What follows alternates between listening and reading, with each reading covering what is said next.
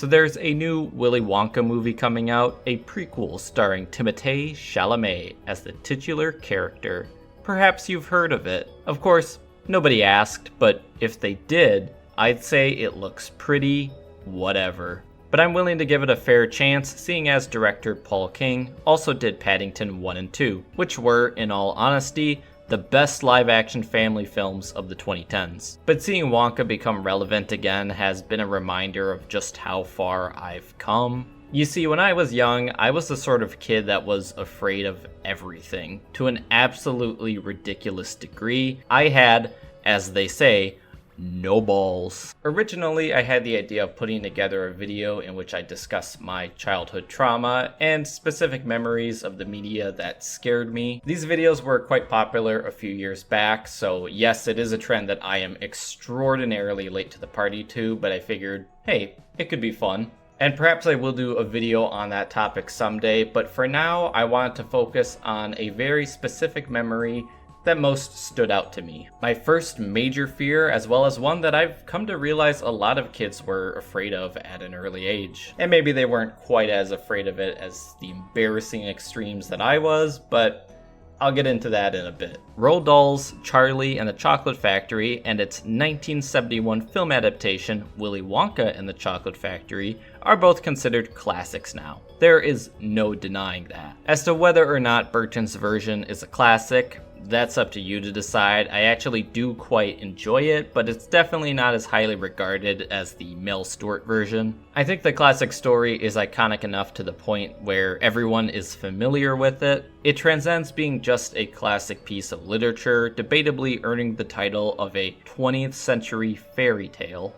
It's a cautionary fable with a clear moral message, and despite being so afraid of it as a kid, I absolutely adore it today. It's a story that needs no introduction, but to anyone who's been living in a cave for the past 60 years, allow me to briefly summarize. Charlie and the Chocolate Factory follows the story of Charlie Bucket, a poor boy that lives with a large family in a small shack. His fate is soon to change when the world's greatest chocolate inventor, Willy Wonka, decides to hold a contest placing 5 golden tickets inside of his mass-produced chocolate bars. After a few failed attempts, Charlie strikes gold as he and 4 other children are invited to tour the infamous chocolate factory. Of course, the other kids aren't quite as well behaved as Charlie, each carrying their own unique bratty qualities. As they tour the factory, each child suffers a horrific fate due to their own selfish behaviors. These horrific events include nearly drowning in a chocolate river,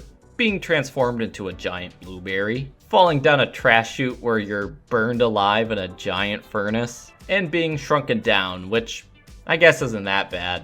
This leaves Charlie Bucket the sole survivor and winner of the grand prize, eventual ownership of the chocolate factory itself. Okay, so the kids don't actually die, at least not in the original book or the Burton remake for that matter. Look, Mother, I'm much more flexible now. But seeing as the 1971 film never actually shows the after effects, all we have is Gene Wilder assuring us that they're gonna be fine. Dear boy, I promise you they'll be quite all right. When they leave here, they'll be completely restored to their normal, terrible old selves. But maybe they'll be a little bit wiser for the wear. Oh yeah, they're totally dead. It's clear to see why kids were so scared of this story. Being a cautionary tale for children, the message was clear. Be a good person or something very bad will happen to you. There's a lot of imagery that has really stuck with me over the years that I still find a tad frightening. For example, Augustus Gloop being sucked into a pipe as it fills with chocolate really brings out my claustrophobia along with fear of drowning, which I'll assume is a fear that everyone has. And being turned into a blueberry with no control over your limbs, where the only solution to get back into shape is to squeeze the juice out of ya, is something I wouldn't wish upon my worst enemy. Unless you're into that. But while the story does convey the message that those who do good will ultimately be rewarded for it, I always felt those punishments were far too harsh to really get the point across. I think of Willy Wonka as the anti-Santa Claus. With Santa Claus, if you're good, you're rewarded with presents, whereas if you're bad, well, you still get presents, but your parents will try to convince you that you'll get coal. With Willy Wonka, you do bad, you suffer some sort of horrible mutilation. You do good, what do you get? You get to work in a crummy old factory that once belonged to a world-renowned serial killer. As an adult, I certainly wouldn't want to run a factory. The inventory alone would be a nightmare. As if those moments weren't frightening enough, there's also the existence of the Oompa Loompas, the orange, green-haired workers of the factory, which seem to solely exist to mock each bratty child after their downfall. What are you at, getting terribly fat? What do you think will come of that? I don't like the look of it. Who are those horrible orange creatures over there? Of course, despite the 1971 film containing their most iconic look, the Oompa Loompas of the original book appeared quite different. The songs from the Mel Stuart film and the book differ quite a bit as well, but still the Oompa Loompas' sinister purpose remains the same. And of course, we cannot forget the iconic boat ride from hell as featured in the film. A moment that seemingly comes out of nowhere, which makes sure to include the visuals of millipedes crawling on someone's face and a chicken being beheaded for some reason. You know what we need? I'll tell you. We need a scary tunnel.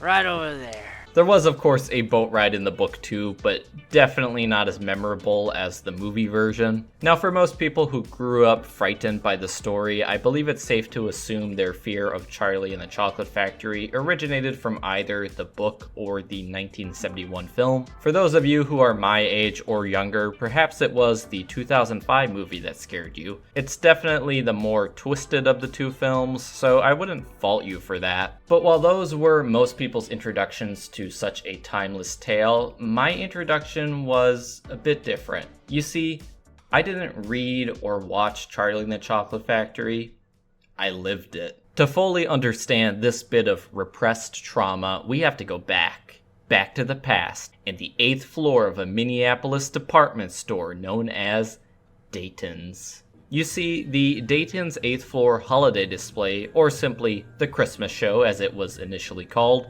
used to be a sort of yearly holiday tradition in the Twin Cities. Every holiday season, your family would travel to Dayton's to experience one of their magical walkthrough shows. These shows were very much inspired by window shopping displays with the use of very limited animatronics. But unlike a window display, there was no windows. Rather, a surrounding stage was decorated for the event. Obviously, visitors weren't allowed to touch the sets, but the lack of windows dividing you made it feel as if you were part of it. It was a fully immersive experience. The key difference between this and the typical window display being that these told a more extended story. As you walked through the event, it was as if you were there with the characters, experiencing everything. The best comparison I can make this to being a Disney dark ride, clearly not as high-tech as those, but it conveyed very much the same feeling. Now you'll have to bear with me and the photos that I've managed to gather. The selection online was pretty limited, so I won't have a photo for every specific display piece or show. You'll just have to take some liberties and stretch your imagination a bit where this video might be lacking. The holiday display show began in 1963 with Santa's Enchanted Forest. After that, Dayton's was committed to updating the display nearly every single year. Every Christmas, they would transform the room into a miraculous fairy tale surrounding. Some examples included the Velveteen Rabbit, Cinderella, Puss in Boots, the Polar Express, the Nutcracker, How the Grinch Stole Christmas, Harry Potter, and so much more. And as you've probably guessed by now, one of those shows was indeed Charlie and the Chocolate Factory. The first time Dayton's had ever done that story was way back in 1976, but in 2003 they would bring it back, this time with renovated automatons that bore a closer resemblance to the illustrations of Quentin Blake, who of course was actually not the original artist for the book. That honor went to Joseph Schindelman. But today the Quentin Blake art style has become synonymous with almost all of Dahl's books. In retrospect, the fact that they were able to translate these designs to 3D so well was a wondrous feat. Dayton's had actually undergone a name change in 2001, and at that time was known as Marshall Fields. Did you hear that? Santa Claus and his reindeer. That's a lot of reindeer. And they're here really early this year. Kick off the holidays at Marshall Fields. But I recall my parents still referring to it as Dayton's anyways, so I've grown accustomed to just calling it that. In 2003, I would have been 5 years old, the ripe age for fear and confusion. I may slightly remember going the year before to Paddington Bear and the Christmas Surprise, which of course was like tipping your toe in the water when compared to Charlie and the Chocolate Factory, which was like being dunked headfirst in the ocean. I recall there being artwork along the walls as you wait in line for the display. A slideshow on the TV would show Quentin Blake illustrations as you hear a narration that would follow you throughout the event. You got the first part of the story, which introduces Charlie and his family, as well as the other children winning the golden tickets.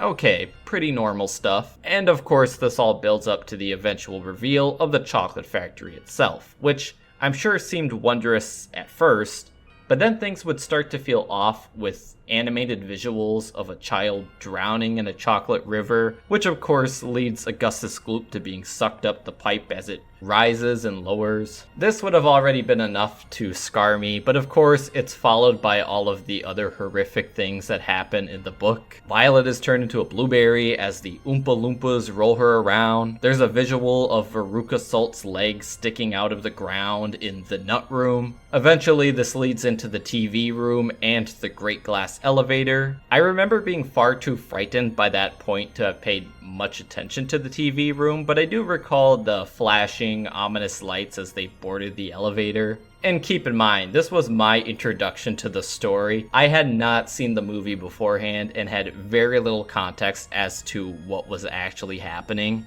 Yes, there was a narration, but I don't recall any of the dialogue I heard. They had signs that described the story, but I don't even recall if I knew how to read at the time. If I did, I doubt I would have bothered. I did not realize that these kids were the brats that they were, so for me it was just a 3D clip show of innocent children being massacred in imaginative ways. After experiencing Charlie and the Chocolate Factory, I was pretty scared of the holiday display show for obvious reasons. It wasn't until the Nutcracker display returned in 2007 that I was able to face my fears and experience it again. But change was a long time coming, as Dayton's department store would merge with Macy's in 2005. In 2006, Marshall Fields would undergo another name change, this time to simply Macy's. In 2008, a holiday display based on an original concept was brought to life. This being A Day in the Life of an Elf, which followed, you guessed it, The Day in the Life of an Elf. This would lead to the eventual decision to stick to this theme and reuse it every year. The 8th floor holiday display would never see an update again up until 2016 with the display show's official closing.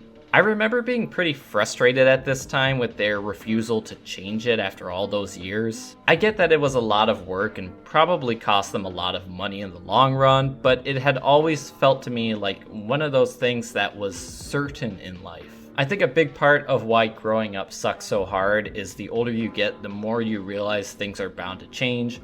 Everything starts to feel like there's a cynical purpose behind it, some sort of ulterior motive. Nobody wants a retail chain's incompetence to become their own problem, but that's just the way it is. But I digress. After that bit of trauma I'd endured, I went through quite a few years where any mention or visuals of Charlie and the Chocolate Factory frightened me. I was afraid of the artwork of Quentin Blake, which of course, as a kid I didn't realize was his art, I just assumed it was Roald Dahl illustrations. In 2nd grade, our teacher would occasionally pick out a book to read us, and I remember one of those books being, can you guess? I recall telling my mom about this and having her speak to the teacher to have me find something else to do while she read the book. I think during that time they just had me sit out in the hallway and read or color. Of course, after reading the book, the teacher would decide to treat us with the movie, and I approached it the same way, instead convincing them to just let me stay out in those hallways and read and color. And of course, it didn't help that right after the holiday show in 2003, the Tim Burton remake would be right around the corner in 2005, meaning that Wonkamania was once again prevalent. I really feel this is what prolonged my fear, as it seemed everywhere you went there was Wonka stuff. Wonka candy was everywhere in stores. It was as if they wanted to convince the public that Wonka was real, and I sure as hell didn't want one of his golden tickets. I recall a time my family went to see the movie Because of Winn-Dixie at a local theater, and my sister told me there was a big Charlie and the Chocolate Factory poster in the lobby. So of course I got too scared to go in and had my mom sit in the car with me for about 2 hours while the rest of my family saw the movie, which I fully realize now is a dick move. This was also shortly after a Son of the Mask trailer I had seen before The Incredibles, which had made me scared of movie previews, but that's a story for another day. I'd like to take a moment to thank my parents for putting up with my shit, because it's definitely an era of my childhood that I am not proud of, and I do realize that I must have been a real pain. Seriously, my mom was a real trooper. It probably wasn't until I was around the age of 10 that my fear of Willy Wonka had begun to clear up. Now it's a story I really admire. I am a big fan of Roald Dahl and his dark sense of humor. I also really adore the sketchy, loose art style of Quentin Blake. I often wish that I could draw like that. And I find it safe to say that Gene Wilder as Willy Wonka is one of the greatest comedic performances of all time. Every line from him is delivered perfectly. Mr. Wonka, they won't really be burned in the furnace, will they? Well, I think that furnace is lit only every other day, so they have a good sporting chance, haven't they? In retrospect, I find it pretty ridiculous how something can define so much of your childhood, and as you get older, it becomes a passing conversation. What started out as trauma is now something modern me struggles to comprehend. I'm sure it helps to know I wasn't the only kid afraid of Willy Wonka, even if my experiences with it were quite unique. I would like to take this moment to ask anyone who has any photos or recordings of the 2003 Marshall Fields holiday display to come forward with them. I would love to see it. I recall there being a lot of people there with cameras and camcorders, so I know it's out there. Most of the photos I used in this video actually came from a Facebook page called Remembering Dayton's 8th Floor Holiday Display.